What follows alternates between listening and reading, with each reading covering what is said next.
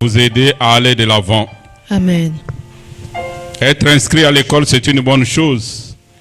Mais aller jusqu'à l'année terminale et terminer les études, c'est encore mieux. Amen, amen.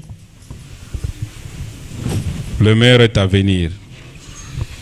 Vous aurez la récompense. Amen. Nous sommes bénis par l'entrée de la chorale de notre nouvelle sœur, notre nouvelle choriste.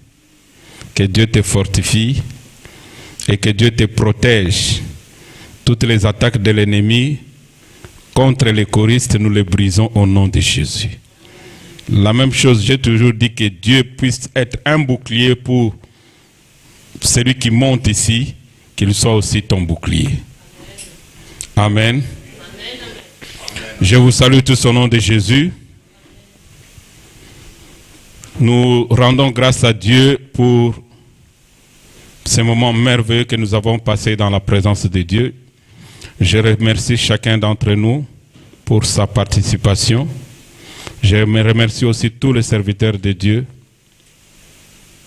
Je vous demanderai vraiment de servir le Seigneur avec un cœur sincère et de bon cœur.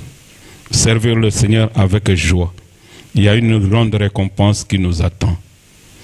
Les combats visibles et invisibles, il n'y a que le Seigneur qui veille et qui combat sur les gens qui le servent. Amen. Nous allons partager un petit texte ce matin. Je vais parler du bonheur de donner. Je disais le bonheur de donner. Nous allons prendre ceux qui prennent note, ils prennent d'abord note et se lever dans la présence de Dieu pour lire la parole de Dieu. Actes chapitre 20 au verset 35. Je disais Actes chapitre 20 verset 35. Premier texte. Deuxième texte. Romains chapitre 12 versets 1 et 2. Vous qui n'écrivez pas, je vous envie puisque vous avez une très très bonne mémoire pour retenir tout ça. 1 Samuel chapitre 2 verset 30.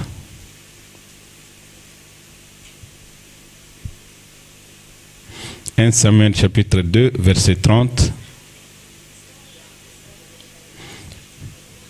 Matthieu chapitre 7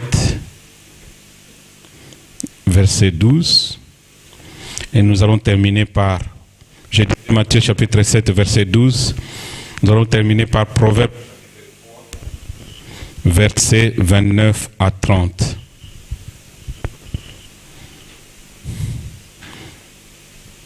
Proverbe 3, 29 à 30. Nous allons nous lever dans la présence de Dieu pour lire la parole.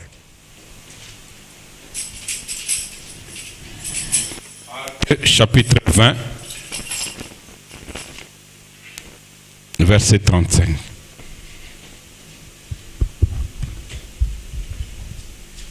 Je lis au nom de Jésus.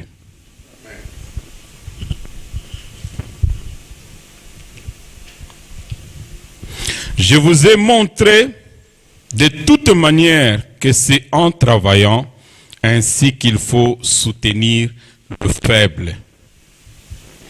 Et c'est après les paroles du Seigneur qui a dit lui-même, il y a plus de bonheur à donner qu'à recevoir. Parole du Seigneur. Amen. Et c'est rappeler des paroles du Seigneur qui a dit lui-même, il y a plus de bonheur à donner qu'à recevoir. Romains chapitre 12, versets 1 et 2.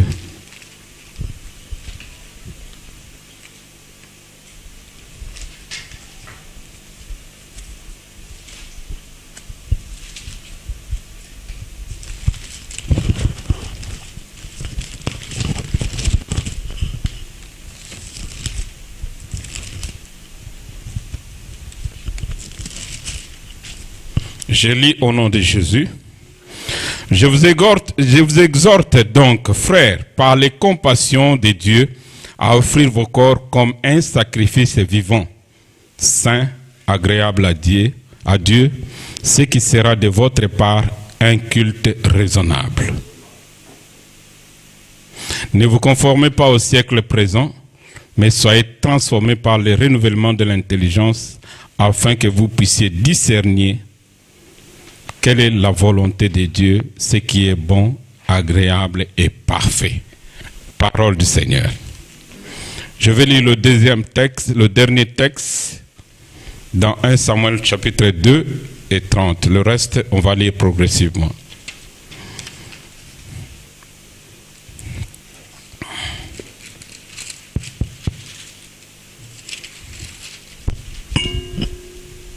« 1 Samuel 2, 30. Je lis au nom de Jésus. C'est pourquoi, voici ce que dit l'Éternel, le Dieu d'Israël. J'avais déclaré que ta maison et la maison de ton père marcheraient à perpétuité. Et maintenant, dit l'Éternel, loin de moi, car j'honorerai celui qui m'honore. Mais ceux qui me méprisent seront aussi méprisés. Parole du Seigneur. Est-ce que nous pouvons nous asseoir, s'il vous plaît?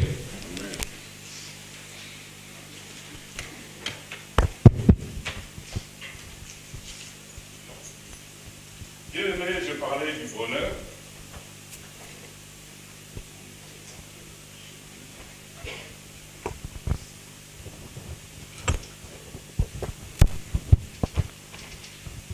Bien-aimé, je parlais du bonheur, le bonheur est donné.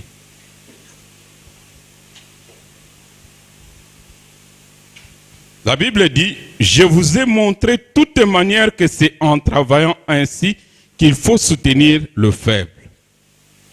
Et c'est rappeler les paroles du Seigneur qui a lui-même dit, il y a plus de bonheur à donner qu'à recevoir. Bien-aimé dans le Seigneur, ce matin, nous allons parler du bonheur de donner. Il y a un grand bonheur puisque c'est le Seigneur lui-même qui a dit. Il y a le bonheur à donner qu'à recevoir. Celui qui donne, la Bible dit, vous devez vous souvenir de plus faible. Celui qui reçoit, il est faible. Mais celui qui donne, il reste fort. Alors, le Seigneur, voulant que nous puissions être forts avec lui, il veut que nous soyons des grands donneurs plutôt que des grands receveurs. Alléluia. Celui qui donne, il reste au-dessus.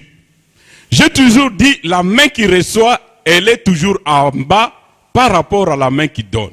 Si je donne par exemple quelque chose à Maman Jackie ne va pas mettre sa main au-dessus de moi. Elle va descendre sa main en dessous pour recevoir quelque chose. Mais Dieu veut que nous puissions être des gens qui donnent pour que nous puissions obtenir le bonheur. Si tu veux vivre le bonheur dans ta vie chrétienne, tu dois avoir le plaisir de donner. Les gens n'aiment pas qu'on enseigne surtout sur les données. Mais on n'enseigne pas des choses que les gens veulent entendre, mais on enseigne des choses que le Saint-Esprit veut qu'on dise. Ok, amen. On enseigne des choses que le Saint-Esprit demande à ce qu'on dise. Même si ça ne te plaît pas, ça plaît au Saint-Esprit. Même si tu n'es pas content, mais c'est le Seigneur qui a dit. Nous avions appris dernièrement d'être toujours content. N'est-ce pas? Ah, moi j'aime bien cette parole. Il y a plus de bonheur à donner qu'à recevoir. Puisque celui qui donne, il est fort. Celui qui reçoit, il est toujours faible. Mais qui voudrait être toujours faible par rapport aux autres? Il n'y a que le monde du ténèbre qui montre toujours aux gens que si je te donne, tu seras fort par rapport aux autres. Alléluia. Les gens du monde du ténèbre, quand il est fort, il va tout faire pour que les autres restent faibles. Mais notre Dieu veut le contraire. C'est plutôt le monde du ténèbre qui veut le contraire de Dieu. Est-ce que vous avez bien? Hein? Puisque notre Dieu veut que nous puissions être des donneurs forts comme lui, il est un Dieu fort. Puissant comme lui, il est un Dieu puissant. Voilà pourquoi il dit, il y a plus de bonheur à donner qu'à recevoir. Et c'est quoi le bonheur? Le bonheur, ce n'est pas seulement l'argent. Mais l'argent est compris aussi dans le bonheur. Le bonheur, ce n'est pas seulement être en bonne santé. Mais la bonne santé est compris dans le bonheur. Le bonheur, c'est la satisfaction. Un état de satisfaction, un état de joie, de gaieté pour une personne qui est comblée. Tu peux être pas très très riche, pas très pauvre non plus, mais tu es comblé de bonheur. Alléluia. Tu peux avoir un salaire de 100 000 euros par mois, mais ne pas avoir le bonheur. Le bonheur n'est pas caractérisé par le matériel, mais le bonheur est caractérisé par la présence de Dieu. Le bonheur n'est pas caractérisé par le bien que nous possédons, mais le bonheur est caractérisé par ce que le Seigneur fait de nous. Il y a des gens peut-être qui sont à pied, mais qui ont un grand bonheur plus que les gens qui sont en voiture, n'est-ce pas? C'est ça le bonheur. Il y a des gens qui n'ont peut-être pas tout ce que les autres ont, mais qui vivent le bonheur. Et notre Dieu, il veut que nous puissions vivre le bonheur. Vivre heureux et vivre comblé.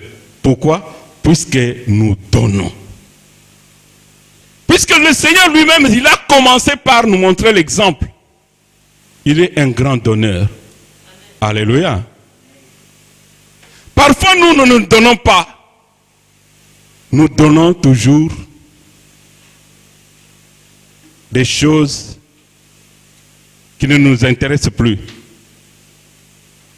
Si je demande à maman Safi de me donner une chaussure, elle peut dire, par exemple, je prends un exemple, ça, le Seigneur ne considère pas comme si elle donne. C'est comme si non, tu n'en as pas besoin. Mais le bonheur, c'est quand tu donnes quelque chose qui te coûte cher. Quelque chose que toi-même tu aimes. Voilà pourquoi Dieu, en aimant son Fils bien-aimé, il l'a donné. Dieu donne son Fils.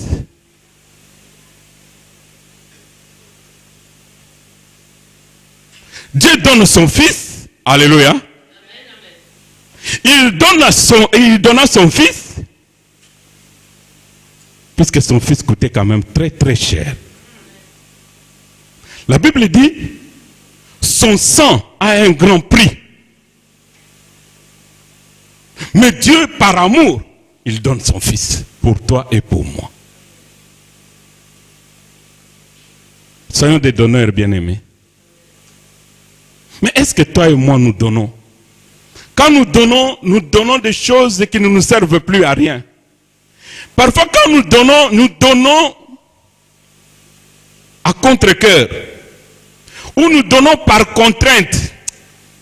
Quand nous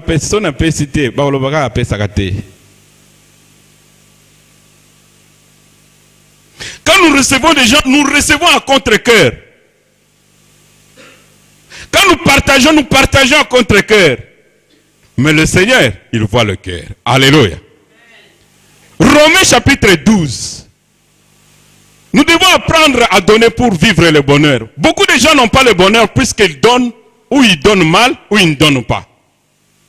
Mais toi, tu vas vivre le bonheur. Je disais, toi, tu vas vivre le bonheur.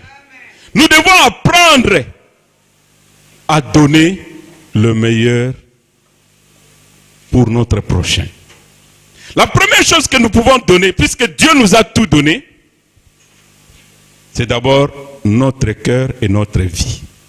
Voilà pourquoi Romains chapitre 12, la Bible dit, nous devons offrir notre vie comme un sacrifice. Nos cœurs doivent être comme un sacrifice offert à Dieu.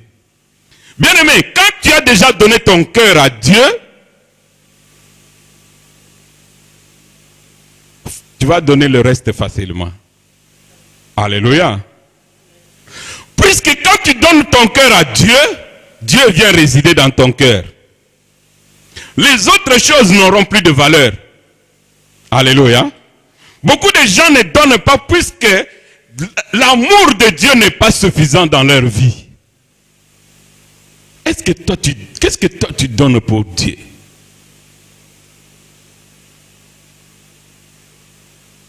Regarde un peu le temps, d'abord ta vie. Est-ce que ta vie, il y a une partie de ta vie que tu n'as pas donnée à Dieu? Tu dois donner toute ta vie à Dieu. La Bible dit, j'aimerai l'Éternel, nous aimerons l'Éternel notre Dieu de tout notre cœur, de toute notre pensée et de toute notre force. Ta façon de servir, ta façon de faire, prouve vraiment le degré de ton amour envers Dieu. Alléluia. Regarde un peu, Dieu nous a donné combien d'heures par jour? 24 heures par jour. Combien d'heures, combien de minutes, je ne devais pas dire d'heures, combien de minutes nous donnons à Dieu par jour?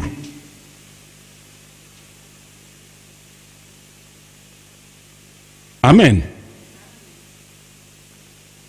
Est-ce que Dieu peut être content? Il ne peut pas être content. Aujourd'hui, nous pouvons avoir des enfants, nous avons des enfants tous. Je peux appeler Vava, je lui donne un paquet de bonbons. Après, je lui demande, Vava, est-ce que je peux avoir un bonbon? Elle peut refuser. Mais pourtant, c'est moi qui lui ai donné le paquet de bonbons. Ça nous arrive tous. Et nous faisons la même chose devant Dieu. Dieu nous donne 24 heures. Parfois, les prières que nous faisons par jour, c'est des prières de signature. Vous savez les prières de signature? Quand tu manges, quand tu dors, alléluia, ou quand tu fais de mauvais rêves. Il y a des gens, quand ces jours-là, les démons se sont levés dans leur vie, ils provoquent une retraite. Tu penses que le diable est tellement bête vraiment à ce point-là? Non, non. Le diable a peur de la présence de Dieu en toi. Amen. La communion que tu as avec le Seigneur, c'est ce qui fait peur aux ténèbres. Il ne faut pas attendre que tu fasses le cauchemar. Il ne faut pas attendre que tu aies un problème. Comme ça, tu dis, ah, je vais entrer à la retraite pour combattre. C'est un combat où tu seras déjà vaincu. Puisque Dieu, ce n'est pas un dentiste. Tu vois, chez le dentiste, quand j'ai mal, je pars. Quand je n'ai pas mal, je n'ai pas besoin de lui. Mais Dieu, c'est différent. Dieu, on a toujours besoin de lui. Puisque c'est lui l'auteur des respirations. Alors la question que nous nous posons, qu'est-ce que nous nous donnons à Dieu par rapport à ce qu'il nous a donné? Qu'est-ce que nous donnons à Dieu? Bien-aimé, je ne sais pas parfois, ça fait 2 fois, j'ai raté un accident. Alors je me dis, Seigneur, si ce n'était pas toi, vous savez combien de gens ont raté des accidents? Mais grâce au Seigneur, le Seigneur a déjoué les plans de l'ennemi. Déjà le fait d'être enfant de Dieu, tu entres en guerre contre le monde du ténèbre. Le fait de confesser seulement Jésus-Christ, d'invoquer Jésus dans ta maison, sache qu'il y a une guerre permanente avec le monde du ténèbre. Mais comme le diable ne peut pas avoir accès sans que tu l'autorises, je vais approfondir ça la semaine prochaine.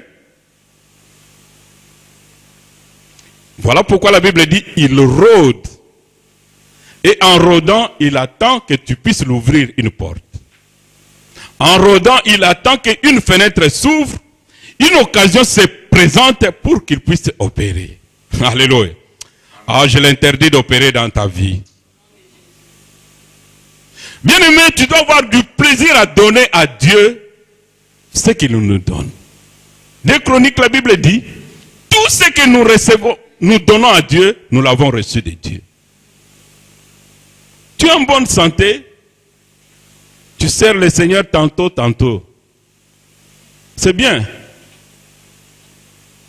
Mais est-ce que, imagine-toi que le Seigneur soit le patron de ton entreprise.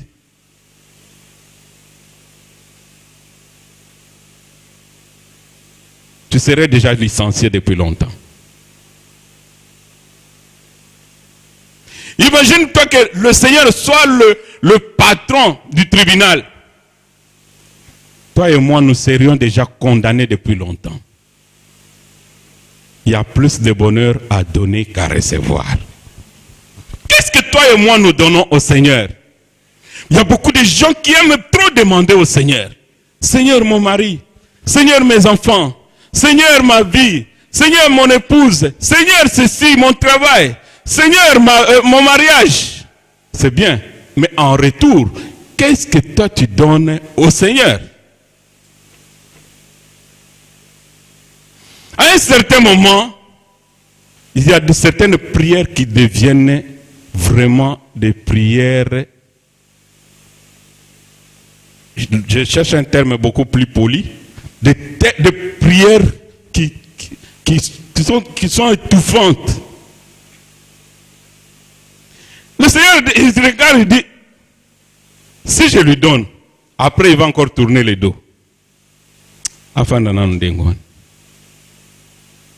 Non, bien-aimé, Dieu nous a donné beaucoup de choses. En retour, nous devons lui rendre ce qu'il lui doit. Il ne demande pas la totalité, mais il nous demande, ne fût-ce qu'une partie de la journée, pensez à servir le Seigneur. Dieu nous a appelés pour l'adorer, pour le servir.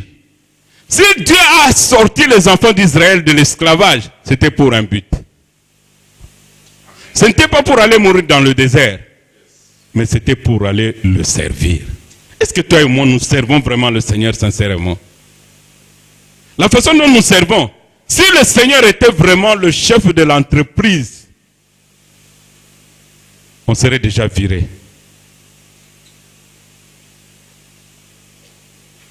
Alléluia. Amen. Heureusement, il est un Dieu miséricordieux.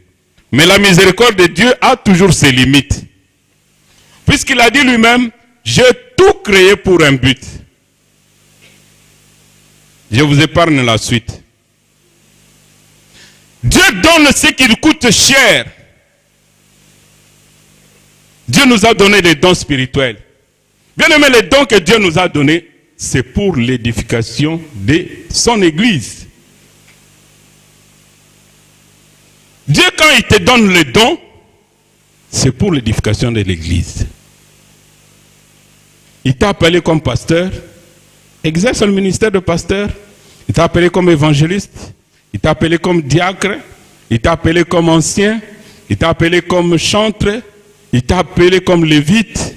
Fais l'œuvre de l'Éternel. Puisque c'est à partir de cela que tu vas réclamer ta récompense auprès de l'Éternel. La Bible ne dit-elle pas, vous servirez l'Éternel votre Dieu, il bénira vos pains et vos eaux, et il éloignera la maladie loin de vous. À cause de servir le Seigneur, Dieu éloigne la maladie dans la vie de tes enfants. À cause de servir le Seigneur, Dieu nous épargne beaucoup de choses. Notre frère, un roi à qui on dit, c'est fini pour toi, tu peux t'en aller, fais un testament, donne des ordres, puisque tu vas mourir. Et il dit, ah non, hein? Seigneur, souviens-toi de ce que j'avais fait pour toi. Et qu'est-ce qu'il avait fait pour Dieu? Quand il était établi roi, il a trouvé que il n'y avait que des dieux étrangers partout. Il n'y avait que le Dieu d'étrangers qui régnait dans le pays. Même dans les églises, il n'y avait que le Dieu étranger. Et quand il est arrivé, il a dit non.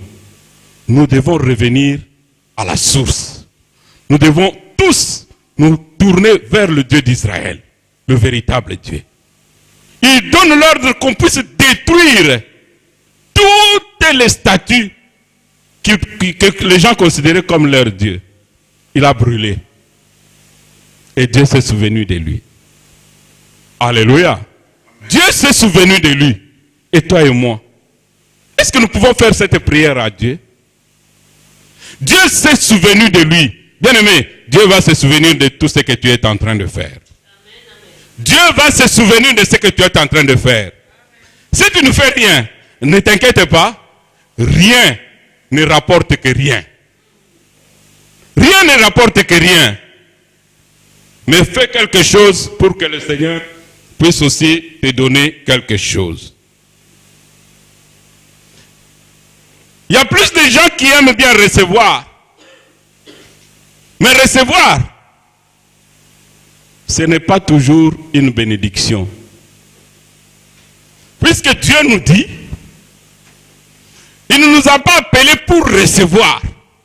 Dieu nous a appelés pour être une source de bénédiction.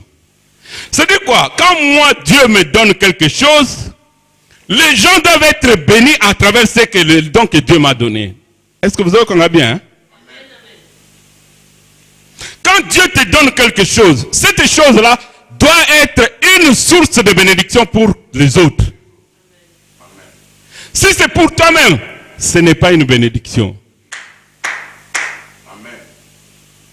Si Dieu t'a donné une belle voix, les gens doivent être édifiés à cause de ta belle voix. Les gens doivent changer à cause de ta belle voix.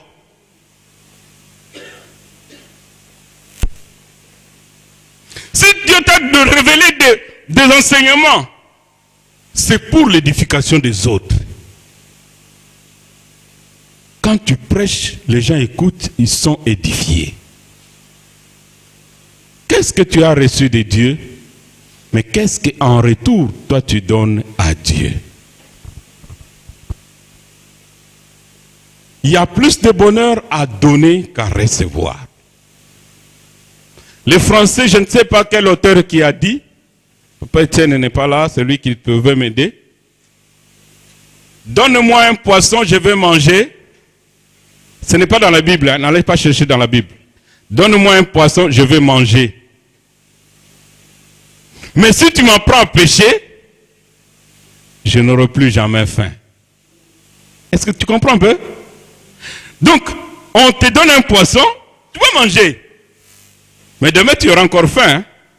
Mais si quelqu'un t'apprend à pêcher, cette personne-là est en train de tuer la faim dans toute ta vie. Alléluia. Puisque tu es indépendant. Au contraire, le poisson que toi tu vas pêcher, ça sera vendu, ça sera nourrir des familles et ça sera partagé aux autres. Voilà pourquoi cet auteur-là a dit, me donner un poisson c'est rien, mais celui qui m'apprend à pêcher le poisson, il m'a vraiment béni. Te donner un poisson, ce n'est pas une bénédiction. Mais la bénédiction, c'est quand elle devient une source, puisque c'est ce que Dieu veut. Bien-aimés, nous devons toujours donner, puisque la Bible dit, il y a plus de bonheur à donner qu'à recevoir. Les gens qui aiment toujours recevoir, ils s'appauvrissent toujours. Remarquez nos frères, depuis que je suis ici, nous allons vers le 20 ans, mais toutes les personnes qui m'ont toujours demandé, envoie-nous ceci, envoie-nous ceci, ils sont toujours faibles.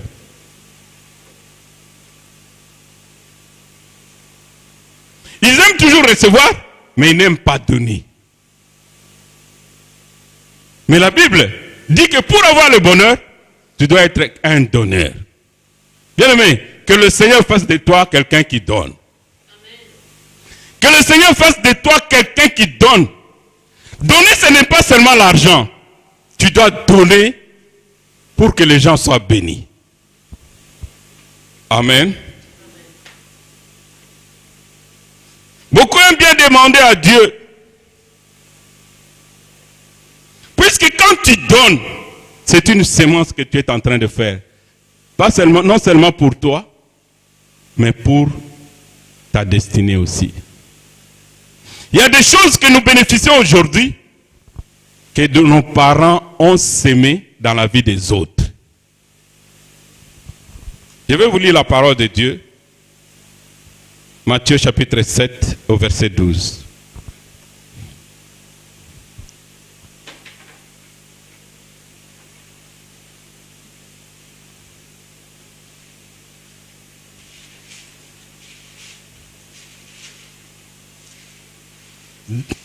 Recevoir, c'est une bonne chose, mais ce n'est pas une source de bénédiction.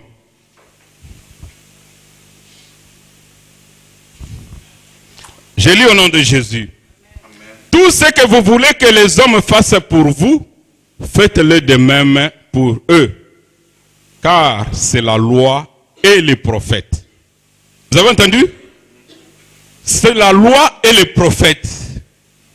Beaucoup de gens aiment qu'on leur donne. Mais si tu veux que les gens te donnent beaucoup, commence à être donné aussi beaucoup. C'est ce que la parole dit. Si tu veux que les gens te respectent, commence à respecter les autres. Si tu veux que les gens t'obéissent, commence à obéir aux autres.